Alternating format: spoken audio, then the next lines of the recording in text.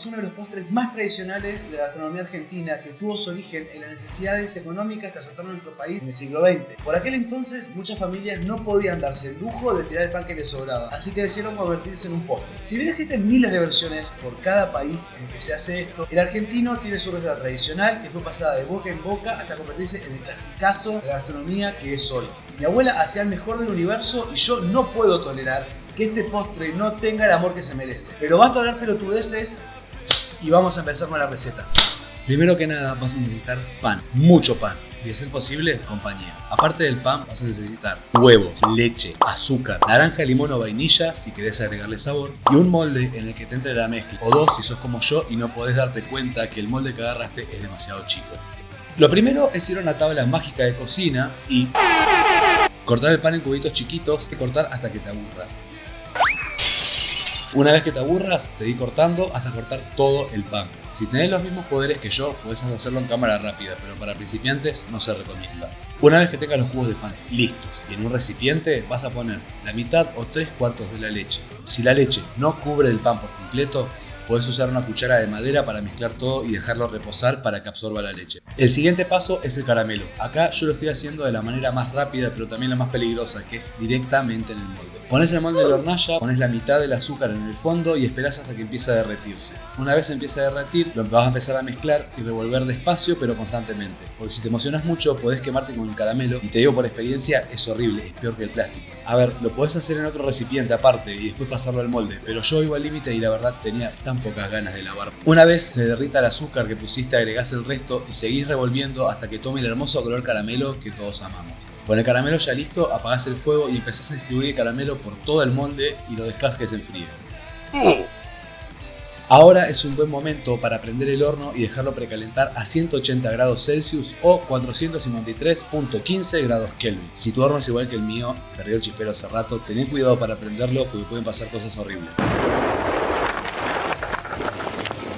Que por suerte a mí no me pasa. Deja vigilado el horno y aprovecha para ver que tu pan cubierto o no ya está aflojando y parece una masa deforme salir del reactor número 4 de Chernobyl. Pero no lo tires, queremos eso. Confía en mí, revolvelo y déjalo un poco de lado. Mientras tanto, en otro bowl vamos a partir los huevos de una forma medio profesional y media bestia, pero siempre como un campeón usando una sola mano.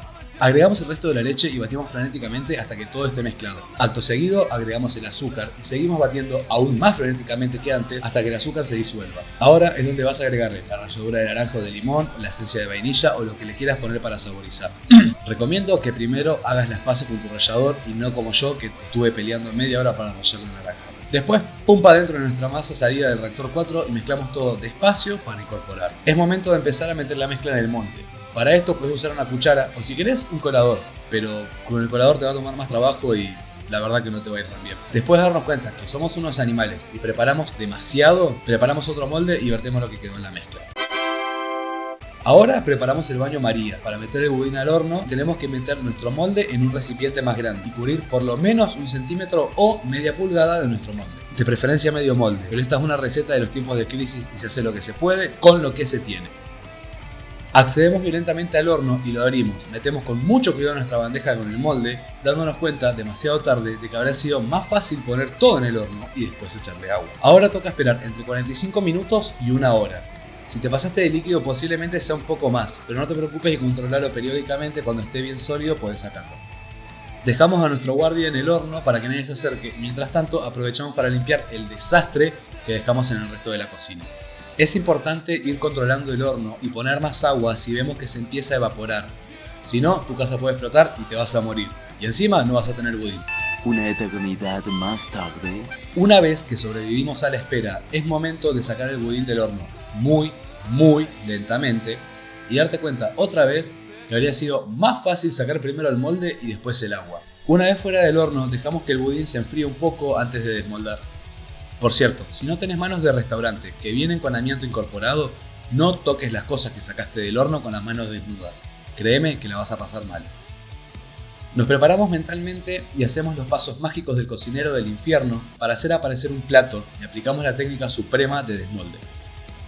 Si el tuyo no desmolda, no desesperes, pasar un cuchillo por el borde para que despegue y desmolda en paz. Ahora es el momento de admirar tu creación y emplatar todo para servirla. La podés coronar con crema chantilly o dulce de leche. Pero como no tengo dulce de leche, toma crema. Mucha crema. Y así de fácil se hace el budín de pan. ¿Qué esperas por darte consejos haciendo esta receta? Si te gustó la receta y planeas hacerla, no dudes en mandar la foto a nuestra página de Facebook que va a estar en la descripción para que nosotros veamos y compartamos las cosas lindas que hace la gente que nos sigue. Si el video te gustó, podés suscribirte y activar las notificaciones para que YouTube no se ponga la gorra. Y si no te pone el video en el feed, te mando una notificación cuando subamos algún video. Dale me gusta si querés más contenido de cocina y compartirlo con tus amigos para que puedan ellos también honrar a sus ancestros. Yo soy el Arcángel, esto es el Arca de Hertz y nos vemos en el próximo video.